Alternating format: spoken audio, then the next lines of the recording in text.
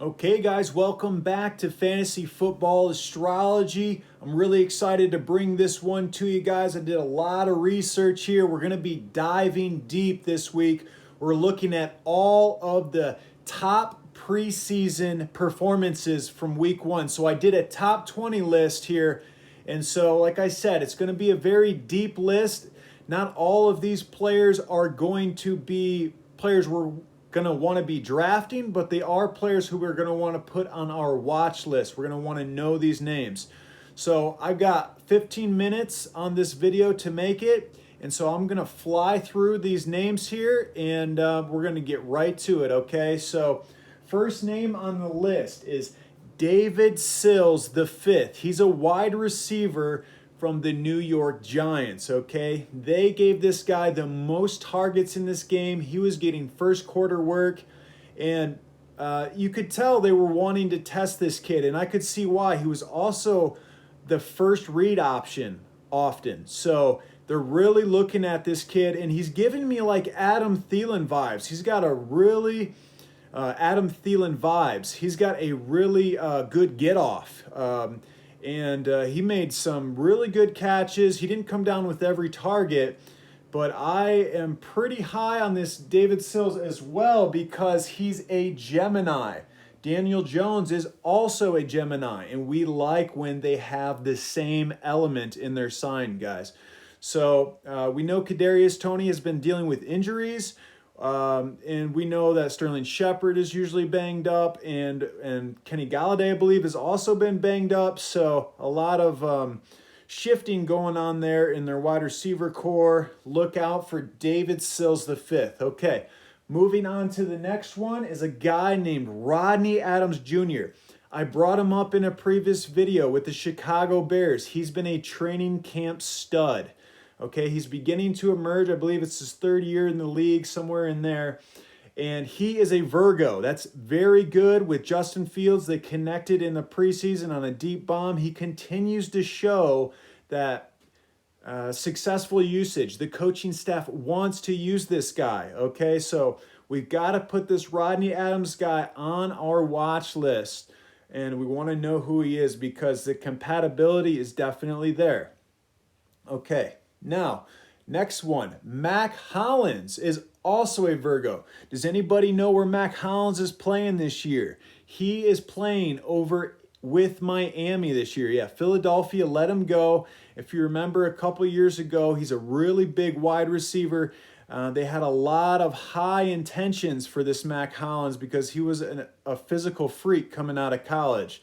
And so during training camp, he's really been sticking out this year, guys, and it makes a lot of sense why. Because he, as a Virgo, Tua is a Pisces. So Tua and Mack Hollins should be connecting. Now, the problem is he's got three guys in front of him, Devontae Parker, Jalen Waddle, and we know the other guy, Will Fuller. He's got those three guys in front of him. And none of those guys have as good of astrology. Those are all intellectual signs. So Tua and Mack Hollins are both emotional signs. So, and they're polar opposites. So continue to monitor Mack Hollins. If he begins emerging or if he begins getting first team reps, we could be seeing an entirely new connection here emerging. Okay. So moving on, we've got another earth sign in Jerick McKinnon. Okay, Jerick McKinnon is now on the Kansas City Chiefs, guys. And it was very clear in the preseason. They gave him a lot of work. I believe he had 10 carries, and he was very efficient with those carries. Clyde Edwards-Helaire is not getting bigger anytime soon, and I'm sure that's something the coaching staff is considering. Jerick has always been considered to be a really good athlete, okay? So could Jerick begin taking the job over? It's something that needs to be monitored, okay? It might not be Darrell Williams. It might be Jerick McKinnon, actually, as the proper cuff for Clyde Edwards-Helaire. All right, and now we're looking at Tyrell Williams as an Aquarius. Okay, I brought Tyrell up a few months ago. I did a video when he first joined the Detroit Lions, and I showed you guys he has the best astrology when you're considering between Brashard Perriman and Tyrell Williams, as they're both ranked right next to each other. Their astrology is night and day difference, okay? Brashad as a Virgo is not a great match with Jared Goff, but Tyrell Williams as an Aquarius is a perfect match. And we saw it already in week 1 in that limited work. He was looking towards, he got at least 2 targets there, and they connected once on a nice deep route. So it's already starting to show, and Brashad's been injured as well. So we know he struggles with injuries. All the signs are pointing to Tyrell when you're drafting in that position, okay? Up next is Chris Conley, okay? Chris Conley as a Scorpio was connecting with Tyrod Taylor as a Leo. Now, astrologically speaking, that's not great, but we have to monitor it because he is the veteran on that team. So keeping an eye on it there. He got a lot of targets. It was a good performance, and I don't even think he's being drafted in most leagues, so he might actually be the number 1 coming out of there. Up next is Tua Tagovailoa. You guys have probably seen it, but if you haven't, I highly recommend going to watch his tape.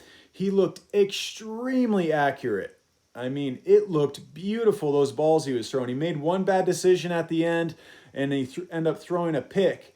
But other than that, Tua looked really, really good. And you got to consider his weapons over there are just, I mean, between Fuller and Jalen Waddle, those guys are going to break some big ones off. It's pretty much only a matter of time. So definitely a good quarterback to get your hands on towards the end of the draft there. I think it's totally worth a draft pick for Tua this year.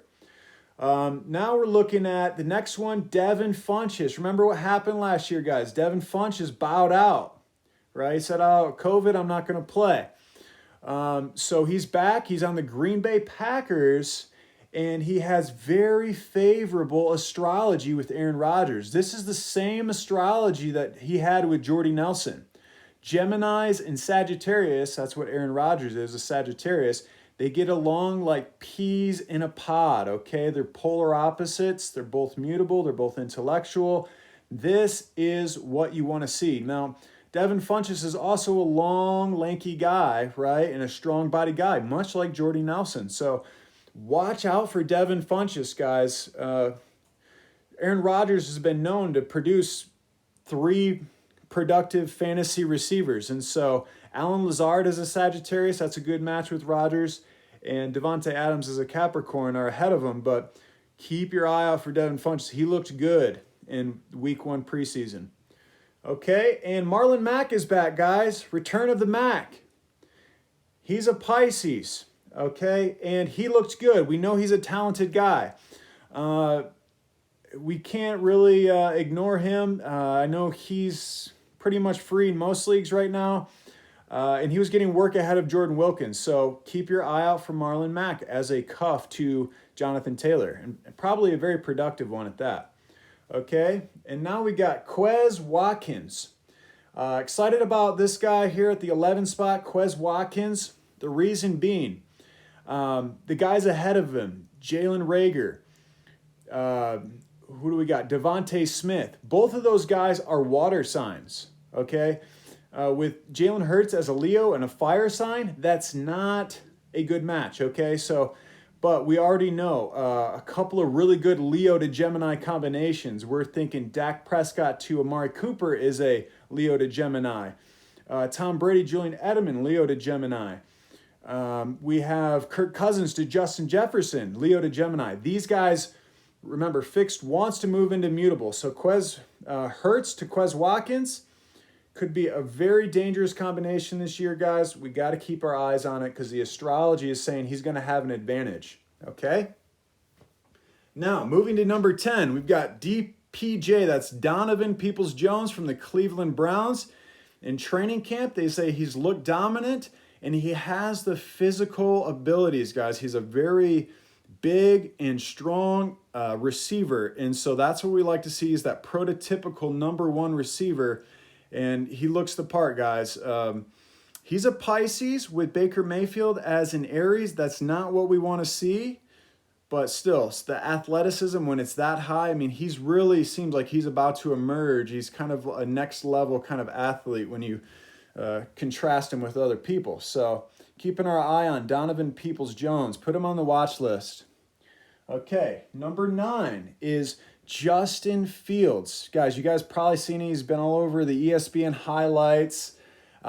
Justin Fields is a Pisces. I've gone over this in the past. It's a really good match with a lot of his receivers, and he ran a touchdown in. You want to get that in fantasy. You want to get those quarterbacks who, when they go into scramble mode, they can run it in from 20 yards out. It's a beautiful thing to see.